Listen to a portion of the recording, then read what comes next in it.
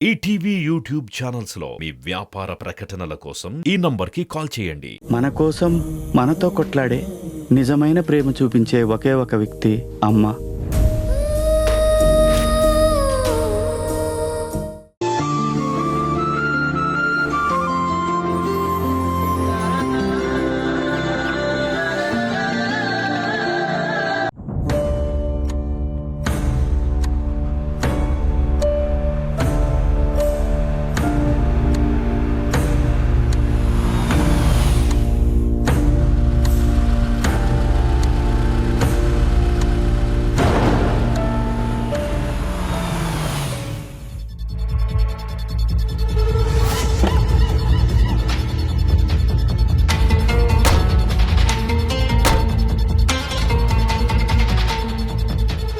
ఏంటిలా వచ్చారు? తమరు చేసిన ఘనకార్యానికి రాక తప్పుతుందా?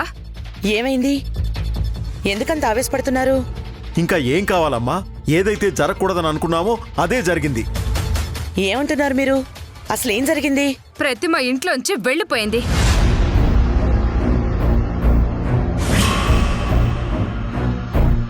ఇప్పుడు మీకు సంతోషంగా ఉందా? ప్రతిమ ఇంట్లోంచి వెళ్ళిపోవడం ఏంటి? ఎందుకు వెళ్ళిపోయిందో మీకు అర్థం కావట్లేదా? అదే, అంత అవసరం ఏమొచ్చింది అని. అవసరం కాదు, ఆవేదన. దాని గుండె పగిలిపోయే బాధ దాన్ని ఈ నిర్ణయం తీసుకునేలా చేసింది. ప్రతిమ ప్రాబ్లంకి పరిష్కారం ఇంట్లోంచి వెళ్ళిపోవడమా? అంతకన్నా ఏం చేస్తుందమ్మా? పిచ్చిది. మీరేమో సొంత కోడల్ని కాదని ఎవతినో తెచ్చి ఇంట్లో పెట్టుకున్నారు. హారతులిచ్చి మరీ ఇంట్లోకి ఆహ్వానించారు. అంతేనా? దాన్ని తెచ్చి ఏకంగా కాపురమే చేయిస్తున్నారు. ఇదంతా చూసిన నా కూతురు ఏ రైలు పట్టాల మీద తల పెడుతుందో, ఏ నూతిలో శవమై తేలుతుందో ఎవరికి తెలుసు? మాటలు జాగ్రత్తగా రానివ్వండి. కాపురం చేయించడం ఏంటి? నా గురించి, మా ఇంట్లో జరుగుతున్న పరిణామాల గురించి తెలియకుండా నోరు జారకండి. ఏ మీరే స్వయంగా ఆ మేఘనని ఇంట్లో పెట్టుకోవడం అబద్ధమా? తనకు అండగా నిలబడ్డం అబద్ధమా? నా కూతుర్ని కాదని ఆ మేఘనకి తన పిల్లలకి పెద్దపీట వేయడం అబద్ధమా? నిజం. కానీ నేనా మేఘనని తెచ్చి ఇంట్లో పెట్టుకుంది నా కోడలిగా కాదు, నా కొడుకుని కాపాడుకోవడం కోసం తప్పక తెచ్చి ఇంట్లో పెట్టుకున్నాను. తను నా ఇంటి కోడలిగా, నా కొడుక్కి భార్యగా యాక్సెప్ట్ చేసి కాదు. ఇప్పుడు ఎప్పుడు మీ కూతురే ప్రతిమనే నా ఇంటి కోడలు. అది మర్చిపోయి మాట్లాడకండి. బావుందండి. మీరు మీ కొడుకుని కాపాడుకోవడం కోసం ఏమైనా చేస్తారు. మరి మీ వల్ల, మీ కొడుకు వల్ల నా కూతురు ఇప్పుడు కనిపించకుండా పోయింది. మేమెలా కాపాడుకోవాలి?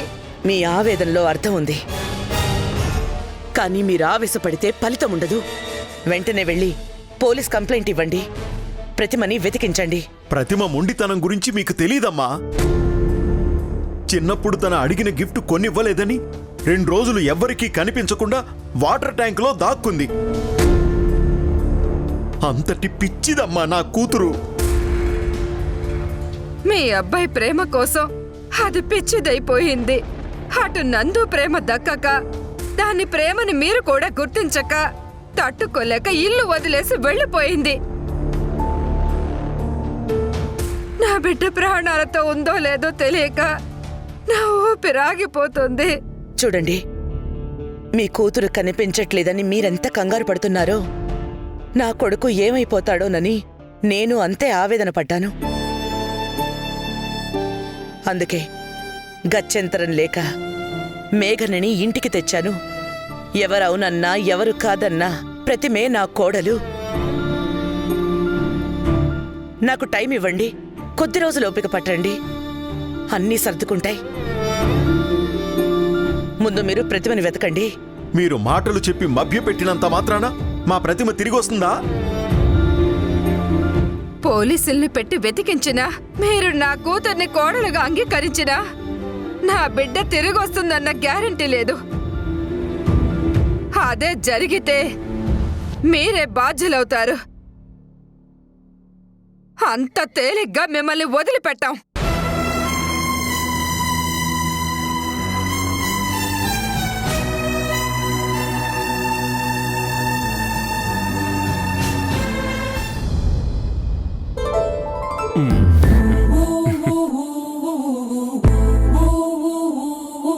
ఇప్పుడు చూడండి. ఓ అరే మిస్ అయిందే. నన్ను చూసి నేర్చుకో స్పైడర్ మ్యాన్. కాయిన్స్ ఎలా వేయాలో.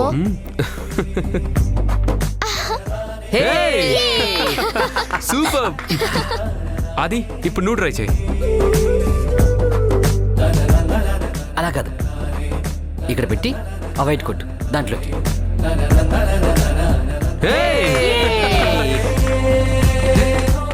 ఆది రెడ్ కాయిన్ వేయి.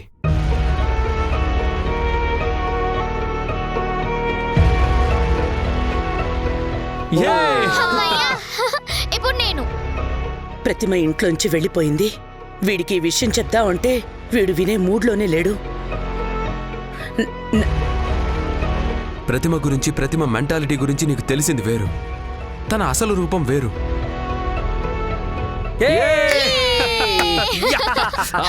బస్సు నందు, నందు, ఏంట్రా ఇది?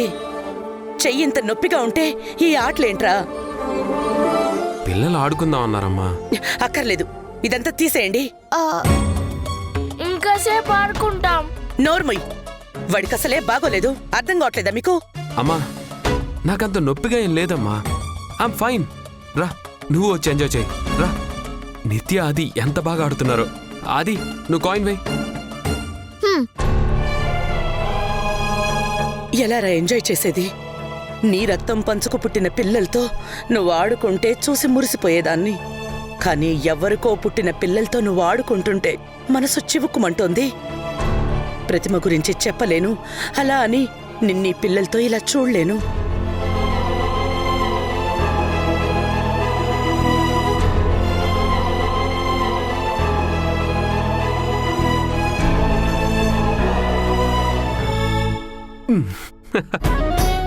మేఘనా వచ్చావా? అమ్మా అమ్మా. అవును మేఘనా, ఏంటి నీ ఫేస్ అంత డల్గా అయిపోయింది? అందుకే చెప్పాను ఎండలో ఎక్కువగా తిరగొద్దని. విన్నావా? వెళ్ళు, వెళ్ళి కూల్ వాటర్తో ఫేస్ వాష్ చేసుకో, రిలాక్స్ అవుతావు.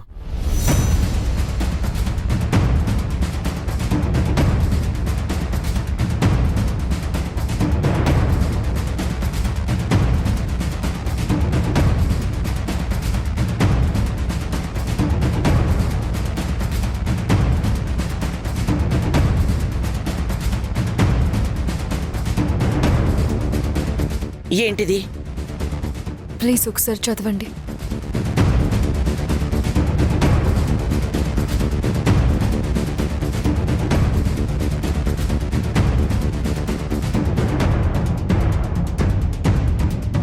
మేఘనానే నేను శ్రీమతి సులోచన గారికి రాయించి ఇచ్చు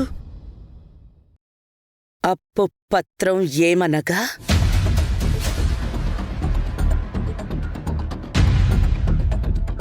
నేను సులోచన గారికి అక్షరాల 20,000 రూపాయలు బాకీ పట్టాను. ఈ డబ్బుని ధర్మ వడ్డీగా 2 రూపాయల చొప్పున 6 నెలలకి వీలైతే ఈలోపే మొత్తం డబ్బు చెల్లిస్తానని రాసిచ్చిన అప్పు పత్రం యథార్థం.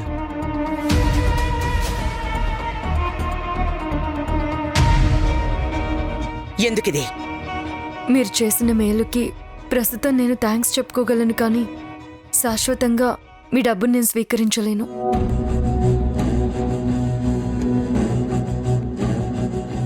అలాగని వెంటనే తీర్చే స్తోమత నాకు లేదండి. అందుకే ఈ అప్పు పత్రం. ఇప్పుడెవరూ అడగలేదే?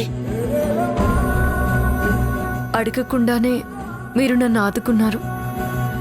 ఇది అప్పుగానే నేను స్వీకరించాను. తొందరలోనే ఏదో ఒక జాబ్ చూసుకొని మీ రుణం అనా పైసలతో సహా తీర్చుకుంటాను. మేఘనా ఏం మాట్లాడుతున్నావు? రుణం ఏంటి, తీర్చడం ఏంటి? ఏంటిదంతా? అసలేం జరిగింది? నేను చెప్తాన్రా. పిల్లల చదువు పాడవకూడదు, అందుకు మేఘన బాధపడకూడదు, అది చూసి నువ్వు ఫీల్ అవ్వకూడదని నేను స్కూల్ ఫీజు నుండి ఎగ్జామ్ ఫీజు దాకా మొత్తం డబ్బు కట్టేశాను.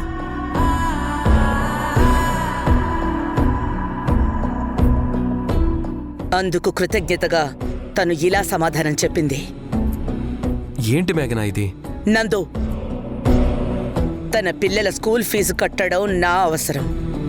దాన్ని అప్పుగా స్వీకరించటం తన ఆత్మాభిమానం. దీన్ని ఇలాగే ఉండనివ్వు. ఈ పేపర్ని భద్రంగా దాచుకుంటాను.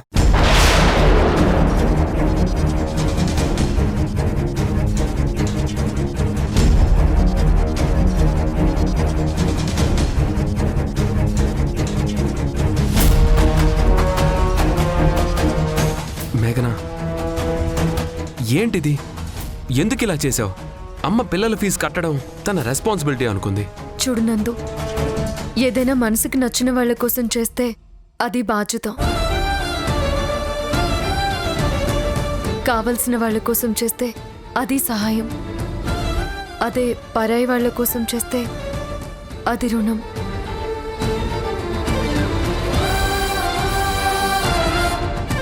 ఆ రుణం తీర్చుకుంటేనే గౌరవం. దాన్ని సహాయం అనుకుని సరిపెట్టుకుంటే అవమానం. నన్ను గౌరవంగా ఉండనివ్వు.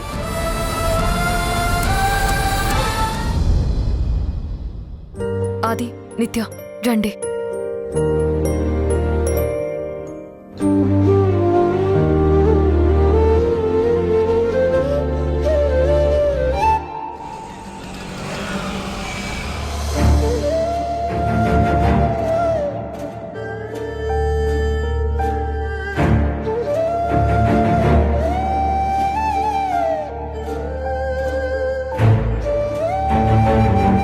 పిల్లల చదువు పాడవకూడదు, అందుకు మేఘన బాధపడకూడదు, అది చూసి నువ్వు ఫీల్ అవ్వకూడదని నేను స్కూల్ ఫీజు నుండి ఎగ్జామ్ ఫీజు దాకా మొత్తం డబ్బు కట్టేశాను. అమ్మ నాకు కూడా చెప్పకుండా వెళ్ళి పిల్లల స్కూల్ ఫీజు కట్టింది అంటే అమ్మలో మార్పు వస్తున్నట్టే కదా. మేఘనని పిల్లల్ని యాక్సెప్ట్ చేయడానికి ప్రయత్నిస్తుందనే కదా. ఇంత సంతోషకరమైన విషయాన్ని మేఘన ఎందుకు అర్థం చేసుకోలేదు? తను ఎందుకు ఇలా ప్రవర్తించింది?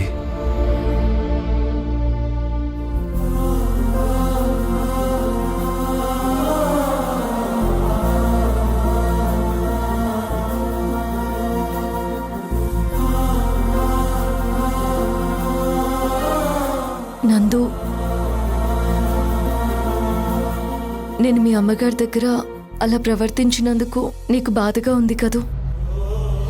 బాధ కన్నా ఎక్కువగా అయోమయంగా ఉంది మేఘన. నువ్వు ఇంటికొచ్చి నా పక్కనుండాలని నేనెంత తప్పించానో, నిన్ను నన్ను మా అమ్మ మనస్ఫూర్తిగా ఆశీర్వదించి అక్కున చేర్చుకోవాలని అంతకంటే ఎక్కువ ఆరాటపడుతున్నాను.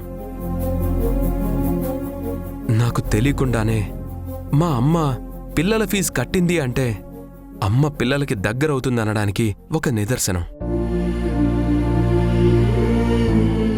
మన వైపు ఒక అడుగు వేస్తుందని అర్థం. చాలా హ్యాపీగా ఫీల్ అయ్యాను. మనం కోరుకున్నది కూడా ఇదే కదా మేఘన.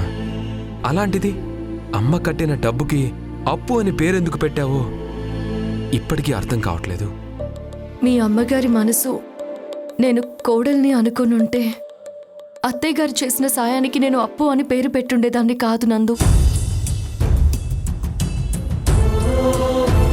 అన్నం లేకపోయినా బ్రతకొచ్చు, అయిన వాళ్ళు లేకపోయినా బ్రతకొచ్చు. కానీ ఆడదానికి ఆత్మాభిమానం లేకపోతే ఈ సొసైటీలో బ్రతకడం కష్టమైపోతుంది. మీ అమ్మగారికి నేను అప్పు పత్రాలనిచ్చి అహంకారం చూపించలేదు. నా ఆత్మాభిమానాన్ని నిలబెట్టుకున్నానంతే. కలలో కూడా నీ ఆత్మాభిమానానికి భంగం కలిగించుకోమని నేను చెప్పను మేఘన. నిన్ను నడిపిస్తున్నది, నా మనసుని నింతలా ప్రేమించేలా చేస్తుంది అదొక్కటే.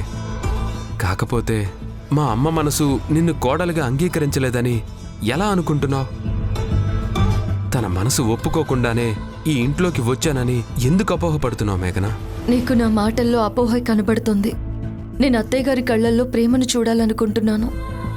ఏ రోజైనా నాది అపోహ కావాలని ఆశపడుతున్నాను. కానీ నేను పెట్టుకున్న సిద్ధాంతం నిన్ను బాధ పెడుతుందంటే నేను తట్టుకోలేను. అందుకే నేను అలా ప్రవర్తించినందుకు నిన్ను హర్ట్ చేసినందుకు ఐఎమ్ రియలీ సారీ. ప్లీజ్ మేఘనా, అలా అనొద్దు. నేనెప్పుడు నీ నుండి సారీ ఎక్స్పెక్ట్ చేయను. ఎందుకంటే పవిత్రమైన ప్రేమున్న చోట క్షమాపణకి తావు ఉండదు. కానీ నాకొక్కటే దిగులు మేఘనా. మనం చీకటి కమ్ముకున్న వాళ్ళం, వెలుతురు కోసం ఎదురు చూసేవాళ్ళం. అలాంటిది మబ్బులు కమ్మిన వెన్నెల ఒక్కసారి మన వైపు తొంగి చూస్తూ వెలుగు ప్రసరిస్తుంటే ముసుగు కప్పుకోవడం కరెక్టేనా అనేది నా ప్రశ్న. జవాబు లేని ప్రశ్న ఉండదు నందు. కానీ కొన్ని ప్రశ్నలకు సమాధానం దొరకాలంటే కాలం కరిగిపోవాలి, దేవుడు కరుణించాలి.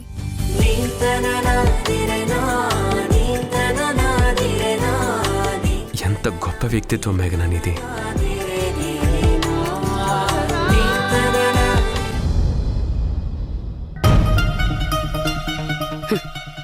ఆత్మాభిమానం అంట, ఆత్మాభిమానం.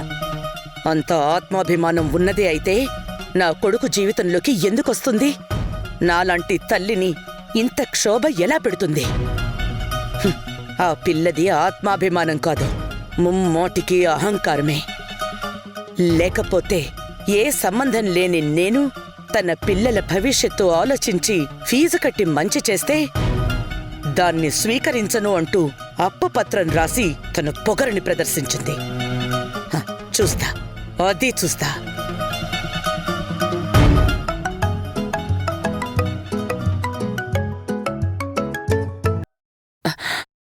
హలో, నమస్కారం అమ్మా. నేను అచ్యుతానంద స్వామీజీని మాట్లాడుతున్నాను. స్వామీజీ మీరా? చెప్పండి. రేపు తేదీ ఏంటో గుర్తుందా అమ్మా? స్వామీజీ, కన్నబిడ్డ మీదున్న మమకారంతో సంవత్సర కాలంగా కఠినతరమైన పూజ చేస్తున్నాం. ఆ పూజకి రేపు ముగింపు పలికే రోజు. అయ్యో క్షమించండి స్వామీజీ, మర్చిపోయాను. నువ్వు ఎంతటి ఆందోళనలో ఉన్నావో నేను ఊహించగలనమ్మా. నీ ఆందోళన, ఆవేదన తొలగిపోవడానికే కదమ్మా ఇంత వ్యయ ప్రయాసలు కూర్చి పూజ ప్రారంభించావు. అవును స్వామీజీ, కానీ ఇప్పుడు తప్పదు. రేపు పంచమి. ఆనాడు యశోద తన బిడ్డ కృష్ణ పరమాత్ముడి కొరకు ఆ పరమశివుణ్ణి ఆరాధించి సత్ఫలితాన్ని పొందిన రోజు. నువ్వు నీ బిడ్డ కోసం అంతటి దివ్యమైన ముహూర్తంలో పూజ ఆరంభించి 3 రోజులు నిష్ఠగా ఇక్కడే ఉండి చివరి దశ పూజని ముగించాలి. లేని పక్షంలో మరలా ఇంతటి శుభదినం రావడానికి 2 సంవత్సరాలు పడుతుంది. లేదు స్వామీజీ, నేనొస్తాను. ఈరోజు రాత్రికే బయలుదేరతాను. శుభం భూయాత్. నేనిప్పుడు వెళ్ళకపోతే ఇన్నాళ్ళు జరిపించిన పూజలకి అర్థమే లేదు. వెళ్తే మేఘన నందుల మధ్య ఉన్న దూరం తగ్గి ఇద్దరు దగ్గరైతే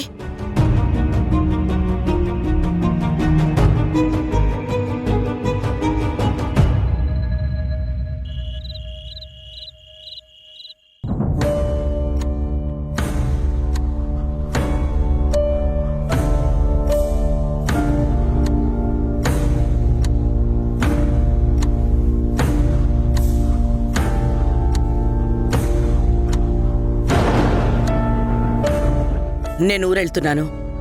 అవునా, వెళ్ళరండి. వెళ్తే ఎలాగూ వస్తానులే గాని వచ్చేలోపు నువ్వేం చేస్తావు, ఎలా ఉంటావనేదే ముఖ్యం. నేను చెప్పిన మాటలు, నువ్వు ఉండాల్సిన పద్ధతులు గుర్తున్నాయనే అనుకుంటున్నాను. మర్చిపోయేంత చిన్న విషయమూ కాదు, గుర్తుంచుకోవాల్సినంత పెద్ద విషయం కూడా కాదు కదండి. ఇవే ఈ మాటల వల్లే నాకు టెన్షన్ పెరుగుతుంది. అందని దానికోసం ఆశపడకుండా, అనవసరమైన దాని జోలికి పోకుండా ఎవరి హద్దుల్లో వాళ్ళుంటే అందరికీ మంచిది. అర్థమైందనుకుంటా. ఏంటమ్మా, మేఘనకేదో చెప్తున్నట్టున్నావు? నీ గురించి, నీ ఆరోగ్యం గురించి. మేఘన నన్ను బాగానే చూసుకుంటుందమ్మా. నిన్ను చూసుకునేది మనిషి కాదురా, ఆ దేవుడు. కరెక్టే. గాడ్ పైన ఉంటాడు. నందు, నువ్వు త్వరగా కోలుకోవాలని, జీవితంలో ఇకపై ఎలాంటి అపశృతులు జరగకూడదని, నీ మనసు ప్రశాంతంగా ఉండాలని సంవత్సర కాలంగా ఆ వీరభద్రుడికి పూజ చేయిస్తున్నాను. పెద్ద పూజే. రేపు పూజకి ఆఖరి రోజు. నేను వెళ్ళి పూజ పూర్తి చేసుకుని వస్తాను. ఏంటమ్మా ఇదంతా? ఈ టైంలో ఇంత అర్ధరాత్రి వెళ్ళడం ఏంటి? అయినా డాక్టర్లు, హాస్పిటల్స్ ఉన్నాయి కదా, ఈ నమ్మకాలేంటమ్మా?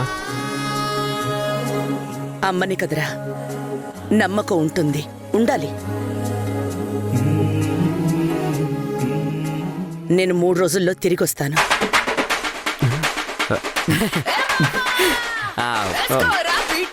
ఏంటమ్మా ఏమన్నా?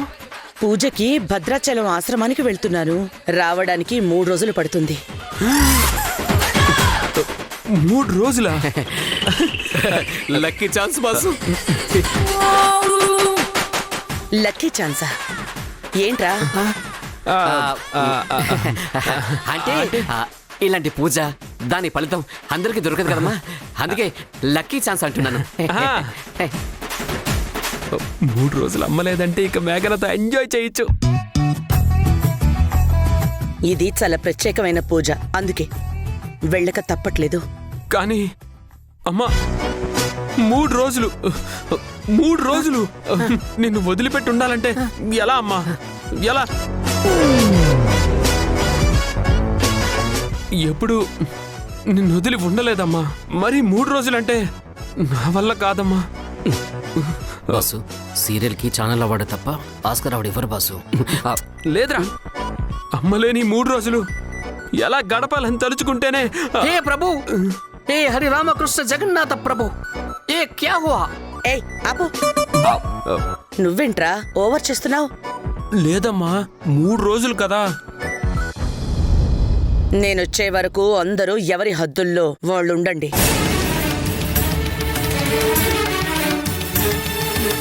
బాసు, నాకెందుకో ఎడమకన్నా అదురుతుంది. ఆ కన్ను పీకేస్తా. అపశకున మాటలు మాట్లాడావంటే ఎంకరేజ్ చేయరా? నాకు ఎంకరేజ్ చేయాలనే ఉంది బాసు, కానీ నువ్వు ఇంట్లో ఉంటే దురదృష్టం మేడ మీద ఉంటుంది కదా. అలాంటిదేం ఉండదు. అన్ని మంచి శకునములే, అనుకూలించే కాలములే. బాసు, ఎందుకైనా మంచిది కాస్త జాగ్రత్త. దొరికిన అవకాశం రా. అరచేతిని అడ్డు పెట్టి ఈ నందు ఆపలేరు. అబ్బా, అవునరా, అసలు ఆపేవాళ్లే లేరు లేరు లేరు.